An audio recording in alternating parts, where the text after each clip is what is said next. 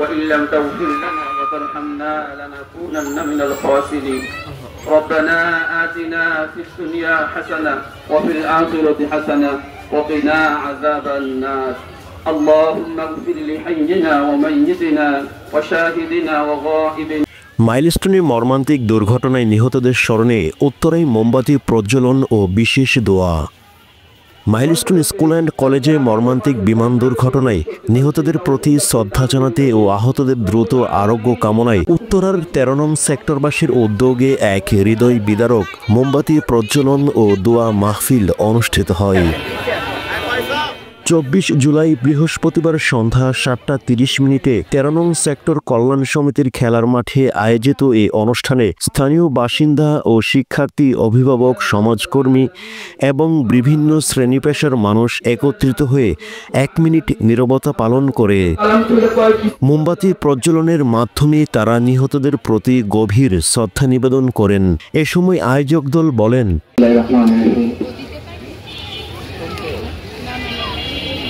কোনো কথা বলার ভাষা বা যোগ্যতা আমার কোনোটাই নেই। আমি আমার পরিচয় দিচ্ছি, আমি একজন শিক্ষক, আমি 13 নম্বর কল্যাণ সমিতির শিক্ষা সাংস্কৃতিক সম্পাদক। আমরা যে উদ্দেশ্যে এখানে দাঁড়িয়েছি সেই বর্ণনা দেওয়া বা সেই নিয়ে কথা বলার মতো ভাষা পৃথিবীতে আজ আবিষ্কার হয়নি। কোনো সান্ত্বনার কথা বলবো, কোনো সান্ত্বনার ভাষাও প্রকাশও আজও পৃথিবীতে আবিষ্কার হয়নি, কোনোদিন হবেও না। সন্তানের প্রতি ভালোবাসা, সন্তান হারানোর যে বেদনা, তার কোনো তুলনা নাই, কোনো ব্যাখ্যা নাই। শুধুমাত্র আমরা আমাদের স্রষ্টা, আমরা সবাই সৃষ্টি স্রষ্টার কাছে আমরা ফরিয়াদ করি। আমরা যে ফুলের বাগান হারিয়েছি, যে কমলমতী মা আমাদের পিতামাতা, বলা হয়, কবি সাহিত্যিকা বলেন, আমাদের পিতামাতা আমাদের শিশুদের মাঝেই ঘুমিয়ে থাকে, তারাই আমাদের সত্যিকারের পিতামাতা, আমাদের অভিভাবক, আমাদের দেশ জাতির এবং এই পৃথিবীর নেতৃত্বে তারাই আসবে এক সময়। সেই নেতৃত্ববিহীন সেই হারানোর বেদনা বর্ণনা করার মতো কোনো ভাষা আমার নাই, শুধু সান্ত্বনা জানাই। আল্লাহ রাব্বুল আলামিন সেই কোমলমতী শহীদদের ব্যস্ত নসিব করবেন। যারা আহত হয়ে এখনো মৃত্যুর সাথে বাঁচা রয়েছেন, আমরা সবাই তাদের জন্য ফাতিহা পাঠ করবো, দোয়া করবো, আল্লাহ যেন তাদের সুস্থতা দান করেন। আমরা গভীরভাবে আরো সান্ত্বনার বাণী, সমমর্মিতার বাণী, সহযোগিতা হিসেবে পাশে থাকার অঙ্গীকার করছি ওই সমস্ত পিতামাতা, ভাই বোন, ক্লাসমেট, বন্ধুদের পাশে থাকার জন্য। তোমরা যা হারিয়েছ আমরা সেটা পূরণ করতে পারবো না, আমরা তোমাদের সাথে আছি, থাকবো। কথা বলার সুযোগ দেওয়ার জন্য আমি মাইলস্টোনের যে ক্যাম্পাসে আর কি ঘটনাটা ঘটে, দিয়াবাড়ি, ওইখানেরই ক্লাস 10-এর নিউটনের ছাত্র। আমাদের আর কি আপনার প্রি-টেস্ট পরীক্ষা চলতেছিল। ওই দিন হচ্ছে এগ্রিকালচার সেকশনের পরীক্ষা ছিল, আমাদের ছিল না, আমি হচ্ছে হায়ার ম্যাথের সেকশনের। আমার একটা ফ্রেন্ডের পরীক্ষা ছিল ওই দিন। তো যখন এক্সামটা শেষ হয়, ঘটনাটা ঘটে প্রায় 1:12 আর কি। 1:07 থেকে আর কি প্লেনের সমস্যাটা স্টার্ট হয়। পরে 1:12 আর কি প্লেনটা ক্র্যাশ করে। আমার যে ফ্রেন্ডের আর কি এক্সামটা ছিল, ওই টাইমে এক্সামটা দিয়ে মাত্রই বের হয়েছে, কোন স্যারের সাথে জানি হচ্ছে ছিল, গল্প করতেছিল। তো ও ঘটনাটা দেখার পরপরই ট্রিপল লাইনে কল দিয়ে পুলিশ, আর্মি, বিজিবি, আপনার ফায়ার সার্ভিসে কথা বলে আর কি তাদেরকে আসতে বলে। আপনার ফায়ার সার্ভিস আসতে লেট করছিল, বাট আর্মি আর ইয়ারা তাড়াতাড়ি আসছে। এখন আর্মি অথবা পুলিশ এসে কি করবে, যেখানে দরকার আমাদের হচ্ছে ফায়ার সার্ভিস, সেখানে ফায়ার সার্ভিসের যে সার্ভিস সেন্টারটা ওইটা আপনার আমাদের ক্যাম্পাস থেকে বেশি না, মাত্র ধরেন যদি জ্যামও থাকে 10টা মিনিট লাগে গাড়িগুলো সবগুলো আসবে, তাও তারা লেট করছে প্রায় আধা ঘন্টার উপরে। এটা কিভাবে সম্ভব আমি জানি না।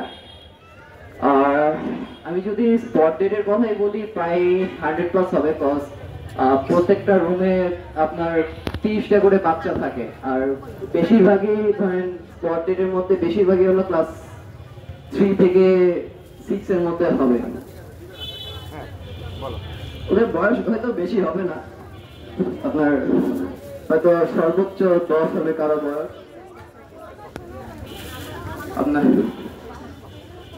একবারে লাইক যখন প্লেনটা ক্র্যাশ করে সাথে সাথে দুইটা আমাদের বিল্ডিং হলো 2টা ফ্লোরের, নিচের গ্রাউন্ড ফ্লোরের 2টা রুম সাথে সাথে একদম বিধ্বস্ত হয়ে যায়। পরে ব্লাস্টের কারণে উপরে 2টা আর ওই রুমের সাথে 2টা রুম, মোট 6টা রুম সাথে সাথে আর কি বিধ্বস্ত হয়ে যায়। এছাড়াও যে আপনার প্লেনে যে ডিজেলটা ইউজ করা হয় এটা তো আপনার পিওর ডিজেল, ঠিক আছে।